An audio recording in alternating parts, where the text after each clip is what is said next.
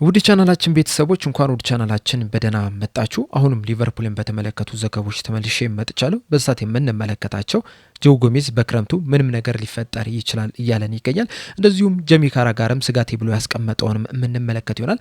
በተጨማሪም ሪቻርሊሶንና ጃረድ ቦወንም የተመለከተም ዘገባም ይኖረናል። እስከ መጨረሻው ደቂቃ ድረስ አብራችሁ ቆይታችሁ እንድትከታተሉት ያላችሁን ሀሳብ አስተያየት እንዳለ ኮሜንት ሴክሽን ላይ በመጻፍ እንድታሳውቁኝ፣ ሰብስክራይብ፣ ላይክ፣ ሼር እያደረጋችሁም የቻናሉ ቤተሰብ እንድትሆኑ በአክብሮት እጠይቃለሁ። አሁን በቀጥታ ወደ ዘገቦቹ ምናመራ ይሆናል። አብራችሁን ቆዩ። በመጀመሪያ የምንመለከተው ጃረድ ቦወን የተመለከተውን ዘገባ ይሆናል። እንደሚታወቀው ሊቨርፑል ጃረድ ቦወን ላይ ፍላጎት አላቸው። ከዚህ ቀደምም ይህንን ተጫዋች ለማስፈረምም አንዳንድ እንቅስቃሴዎችም አድርገው እንደነበር የተለያዩ መረጃዎችን እየተመለከትን ነው የምንገኘው። በቅርብ ጊዜያቶችም እንግዲህ የሊቨርፑል እዚህ ተጫዋች ላይ ያላቸው ፍላጎትም ይበልጥ እንደጨመረም ነው እየተነገረ የሚገኘው። እንደዛም ሆኖም ግን በክረምት የዝውውር መስኮት ዌስትሃሞች ቢወርዱም ባይወርዱም ሊለቅም ላይለቅም የሚችልበት እድል እንዳለው የተለያዩ መረጃዎች እየተናገሩ ይገኛሉ። ዘ ዴይሊ ሜል ይዞት በወጡት መረጃ መሰረት ዌስትሃሞች በፕሪሚየር ሊጉ ቢቆዩ እንኳን ራሱ ጃረድ ቦወን ክለቡን ሊለቅ የሚችልበት እድል እንዳለው ነው እየተናገሩ የሚገኙት። በሌላ በኩል ደግሞ ቲምቶክ ይዞት በወጣው ዘገባ መሰረት ዌስትሃሞች ከፕሪሚየር ሊጉ ቢወርዱ እንኳን ራሱ ጃረድ ቦወን በክለቡ ሊቆይ የሚችልበት እድል እንዳለው ነው እየተናገረ የሚገኙ ነው። እስካሁን ድረስ እንግዲህ የተጫዋች በዌስትሃም ይቆያል ወይስ አይቆይም የሚለው ነገር ውሳኔ እንዳላገኘለት ነው እየተነገረ የሚገኘው። እንደዛም ቢሆንም ግን የተለያዩ ክለቦች ይህንን ተጫዋች ለማስፈረም ፍላጎት እንዳላቸው ነው እየተነገረ የሚገኘው። ከሊቨርፑል በተጨማሪም ሌላኛው የመርሲሳይድ ክለብ የሆነው ኤቨርተን እንደዚሁም ኒውካስል ዩናይትዶችም ይህንን ተጫዋች ለማስፈረም ፍላጎት እንዳላቸው ነው እየተነገረ የሚገኘው። ዌስትሃሞችም ለዚህ ተጫዋች ወደ 60 ሚሊዮን ፓውንድ አካባቢ የሚጠጋ ገንዘብ ሊጠይቁ የሚችልበት እድል እንዳለም ነው እየተነገረ የሚገኘው። ነገር ግን ሊቨርፑሎች ለዚህ ተጫዋች ይህን ያህል ገንዘብ ያወጣሉ ተብሎ አይጠበቅም። በተለይ ደግሞ ዌስትሃሞች ከፕሪሚየር ሊጉ የሚወርዱ ከሆነ ምናልባትም ከዚህ ባነሰ ሂሳብም ተጫዋቹን ሊሸጡ የሚችሉበት እድል አለ። በተለይ ሊቨርፑሎች ለዚህ ተጫዋች ይህን ያህል ገንዘብ ያወጣሉ ተብሎ አይጠበቅም። በተለይ ደግሞ የጃረድ ቦወን እድሜን ከተመለከትን 29 ዓመቱ ላይ ነው የሚገኘው። እንደዚሁም የአመቱ መጨረሻ ላይም 30 ዓመቱ ላይ የሚደርስ ይሆናልና ለዚህ ተጫዋች ይህን ያህል ገንዘብ ያወጣሉ ተብሎ አይጠበቅም።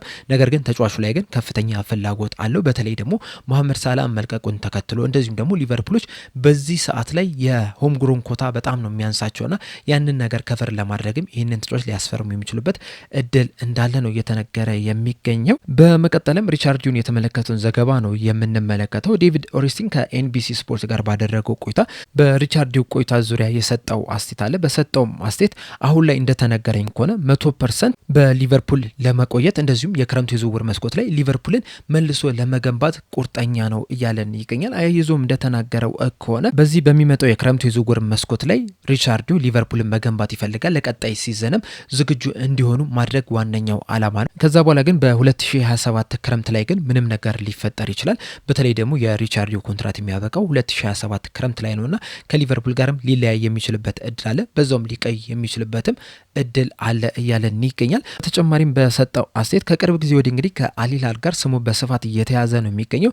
እንደዛም ቢሆንም ግን በእርግጠኝነት በክረምቱ የዝውውር መስኮት በሊቨርፑል የሚቆይ ይሆናል የሚል አስተያየቱን ሰጥቷል። ሪቻርሊሶን እንግዲህ በ2 ዓመት የሊቨርፑል ቆይታ ሚክስድ የሆነ ስራ ነው እየሰራ የሚገኘው። በእርግጥ ጥሩ ተጫዋቾችን ወደ ክለቡ ቀላቅሏል። እንደዛም ቢሆንም ግን አሁንም ሊቨርፑሎች ገና ያልተሟሉ ቡድን እንደሆነ በደንብ መመልከት ችለናል። በዚህ ሲዝንም ላሳለፉትም መጥፎ የሚባለም ውጤት መጥፎ የሚባል የውድድር ዘመንም አንደኛው ተጠያቂው ሪቻርሊሶን ነው። በሚመጣው የክረምት የዝውውር መስኮት ምን አይነት ተጫዋቾችን ያስፈርማል፣ እንዴት ቡድን ይገነባል የሚለው ነገር እንግዲህ አብረን የምንመለከት ይሆናል። ከዛ በኋላ እንግዲህ ኤፍኤስጂዎች በስራው መቆየት አለበት ብለው የሚያስቡ ከሆነ ኮንትራት ሊያቀርቡለት ይችላሉ። ያንን ኮንትራት ይፈርማል አይፈርምም የሚለውን ጊዜው ሲደርስ የምንመለከተው ይሆናል። አሁን ላይ ግን በእርግጠኝነት በሚመጣው የክረምቱ የዝውውር መስኮት በሊቨርፑል ስራው የሚቀጥል ይሆናል። በመቀጠልም ጄሚ ካራጋር ከስካይ ስፖርት ጋር ባደረገው ቆይታ ላይ የሰጠውን አስተያየት ነው የምንመለከተው። በሰጠውም አስተያየት እኔ እንደሚመስለኝ በአሰልጣኝ አርነ ስሎት ቆይታ ዙሪያ ላይ አሁን ላይ 50-50 የሆነ አይመስለኝም። አብዛኛዎቹ ደጋፊዎች ይህ አሰልጣኝ ከክለቡ እንዲወጣ ይፈልጋሉ። በእርግጥ የሌሎች ክለቦች ደጋፊዎች ይህንን ነገር ላይረዱት ይችላሉ። በተለይ ደግሞ ባለፈው ሲዝን የፕሪሚየር ሊግ ዋንጫ ማንሳት ይችላል። በሁለተኛ ዓመቱ ደግሞ የሻምፒየንስ ሊግ ቦታን ይዘው እንዲያጠናቅቁ ለማድረግ በጣም ተቃርቧል። እናም ለምን ያሰናበቱታል የሚሉ ጥያቄዎችን ያነሳሉ። ነገር ግን ደግሞ እያንዳንዱን የሊቨርፑል ጨዋታን ከተመለከታችሁ ከመጀመሪያው ጨዋታ ቀን ጀምሮ እስካሁን ድረስ በቡድኑ ላይ ምንም አይነት መሻሻልን እየተመለከተን አይደለም የምንገኘው። በተለይ በዚህ ሲዝን እንደ ቡድን በጣም መጥፎ የሚባል እንቅስቃሴ ነው እያስመለከቱ ነው የሚገኙት። በውጤትም ረገድ መጥፎ ነው፣ በእንቅስቃሴም ረገድ በጣም መጥፎ የሚባልን ነገር ነው እየተመለከትን የምንገኘው። ከዚህ በኋላም አሰልጣኙም ያሻሽሉታል ብዬም አላስብም። እንደውም የኔ ትልቁ ስጋቴ የሊቨርፑልና የአሰልጣኝ አርነ ስሎት ጉዳይ ከማንቸስተር ዩናይትድና ከኤሪክ ቴን ሃግ ጋር ተመሳሳይ እንዳይሆን ፍራቻ አለኝ። ሁለቱንም ከተመለከትናቸው የመጀመሪያው ሲዝናቸው ላይ በጣም ምርጥ የሚባል ቡድንን አስመልክተውናል። በእርግጥ አርነ ስሎት ዋንጫ አንስቷል፣ ከኤሪክ ቴን ሃግ በጣም የተለየ ነው። ነገር ግን ደግሞ ከመጀመሪያው ሲዝናቸው ሁለተኛው ሲዝናቸው ላይ በጣም ደካማ የሚባል እንቅስቃሴን ማድረግ ይችላል። እንደዛም ቢሆንም ግን በመጀመሪያው ሲዝን ምክንያት ሶስተኛ ሲዝን ሊጨመርላቸው ይችላል። በዛም በሶስተኛው ሲዝን ግን ጥሩ የሚባል እንቅስቃሴን ባለማሳየታቸው ምክንያት ኦክቶበር ወር ላይ እንዲሰናበቱ ነው የተደረገውና ሊቨርፑሎችም በዚህ ሲዝን አሰልጣኝ አርነ ስሎት በጣም ደካማ የሚባል ቡድን ይዞ ቢመጣም እንኳን ራሱ የመጀመሪያው ሲዝን ላይ ዋንጫ ስላነሳ ብቻ ሶስተኛ ሲዝን ሊጨመርለት እንደሆነ ነው እየተነገረ የሚገኘውና ምናልባት በሶስተኛው ሲዝን ላይም ልክ እንደ ኤሪክ ቴን ሃግ ደካማ የሚባል ቡድንን ይዞ ሊመጡ የሚችሉበት ከፍተኛ እድል አለ። በተለይ ደግሞ በዚህ ሲዝን እንደተመለከትነው ከሆነ ምንም አይነት መሻሻልን በቡድኑ ላይ እየተመለከትን አይደለም የምንገኘውና በቀጣይም ይሄ ነገር ሊቀጥል የሚችልበት ከፍተኛ እድል አለ። እንደዛ የሚሆን ከሆነ ደግሞ በአመቱ አጋማሽ ላይ ሊቨርፑሎች አሰልጣኙ ሊያሰናብቱ የሚችሉበት እድል አለ። በዛ ሰዓት ላይ ደግሞ ምናልባትም ሊቨርፑሎች ከሁሉም ውድድሮችም ውጪ ሊሆኑ የሚችሉበት እድል አለ። እንደዛ የሚሆን ከሆነ ደግሞ የሊቨርፑልን ሲዝን መጥፎ ሊያደርገው ይችላል። የደጋፊዎችም ትልቁ ስጋትም ይሄ ነው የሚል አስቴቱን ሰጥቷል። አያይዞም እንግዲህ በዣቪ አሎንሶ ዙሪያ በሰጣው አስቴት አንድ ቀን ተስፋ አለኝ ዣቪ አሎንሶ ወደ ሊቨርፑል መጥቶ ክለቡን እንደሚያሰለጥነው፣ ነገር ግን ደግሞ በቅርቡ እየወጡ ባሉት መረጃዎች መሰረት ምናልባትም ወደ ቼልሲ የሚያቀና ከሆነ ግን ተመልሶ ሊቨርፑል የማሰልጠን እድሉ በጣም ጠባብ ይሆናል ብዬ ነው የማስበው። በተለይ ደግሞ እሱ ራሱ ተጫዋች በነበረበት ሰዓት በሊቨርፑልና በቼልሲ መካከል የነበረውን ባላንጣነት ሁላችንም እናውቃለን፣ የነበረውን ፉክክርም ሁላችንም እናውቃለንና ከቼልሲ አሰልጣኝነት ወደ ሊቨርፑል አሰልጣኝነት የመምጣት እድሉ በጣም ጠባብ ነው። ከሆነ እንኳን ራሱ ከረጅም አመት በኋላ ነው።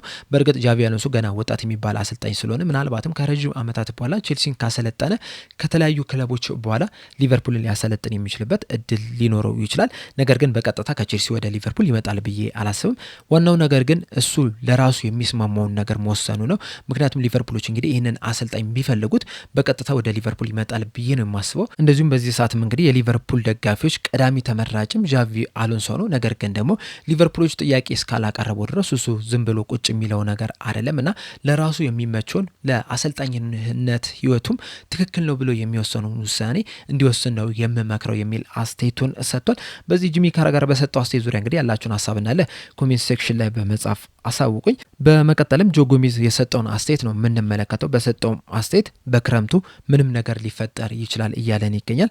በዛሬው ዕለት እንግዲህ ከሊቨርፑል ኤኮ ጋር ቆይታ አድርጎ ነበር። በዚህ ቆይቶም እንግዲህ በዋነኝነት ስለ ኮንትራቱ ስለ ወደፊቱ የሊቨርፑል ቆይታው አስተያየትን ሰጥቶ ነበረ። በሰጠውም አስተያየት በዚህ ሰዓት ላይ እንግዲህ እውነቱን ለመናገር ያህል ምንም እማቀው ነገር የለም። እናም በክረምቱ ምንም ነገር ሊፈጠር ይችላል። ልቆይ የሚችልበት እድል አለ፣ ልለቅም የሚችልበት እድል አለ።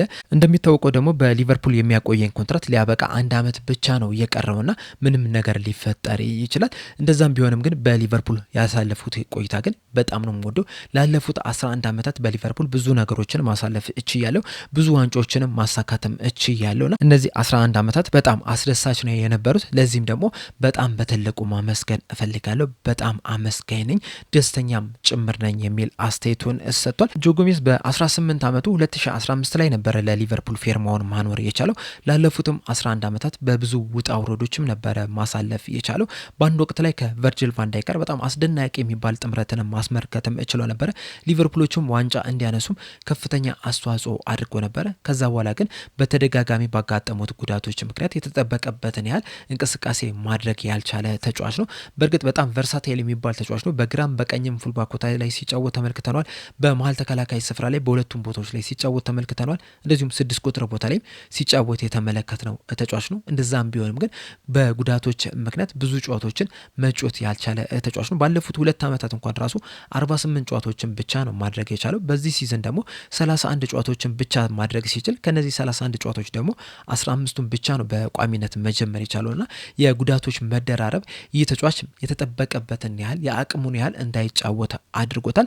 ምናልባት ጉዳቶች ባያስቸግሩት ኖሮ በዚህ ሰዓት ከቨርጂል ቫን ዳይክ ጋር በመሆን የሊቨርፑል ቁጥር 1 ተከላካይ ስፍራ ተጫዋች ሊሆን የሚችልበት ከፍተኛ እድል ነበረው። ነገር ግን በእነዚህ ጉዳቶች ምክንያት የተጠበቀበትን ያህል እንቅስቃሴ ማድረግ አልቻለም። በቀጣይም እንግዲህ በሊቨርፑል ይቆያል ተብሎ አይጠበቅም። ምናልባትም በክረምቱ የዝውውር መስኮትም ክለቡን ሲለቁ ከምንመለከታቸው ተጫዋቾች መካከል አንደኛው ጆ ጎሜዝ ሊሆን የሚችልበት ከፍተኛ እድል አለ።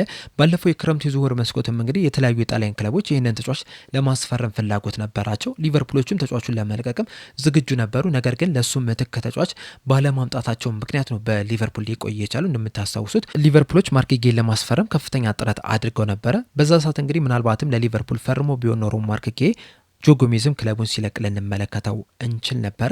አሁን ላይም ግን በሊቨርፑል የመቆየት ነገሩ እስካሁን ድረስ እንዳልተረጋገጠ ነው እየተነገረ የሚገኘው። ጆ ጎሜዝ እንግዲህ በሊቨርፑል ቤት ውስጥ ከሚወደዱ ተጫዋቾች መካከል አንደኛው ነው። ነገር ግን በጉዳት ምክንያት ክለቡን ሲለቅ ልንመለከት እንችላለን። በጆ ጎሜዝ ቆይታ ላይ ያላችሁ ሀሳብ ምንድን ነው? በቀጣይ ዓመት በሊቨርፑል እንመለከተዋለን ብላችሁ ታስባላችሁ ወይስ ሌላ ክለብን ይቀላቀላል ብላችሁ ትጠብቃላችሁ? ሀሳብ አስተያየታችሁ እንዳለ ኮሜንት ሴክሽን ላይ በመጻፍ አሳውቁኝ። ለአሁን እኔ እዚህ ላይ አበቃው። እስከ መጨረሻው ደቂቃ ድረስ ስለተከታተላችሁን ከልብ አመሰግናለሁ። በቀጣይ በሌላ እስከምንገናኝ ድረስ ግን ሰብስክራይብ፣ ላይክ፣ ሼር ማድረግ እንዳትረሱ። ቸር ያቆየን።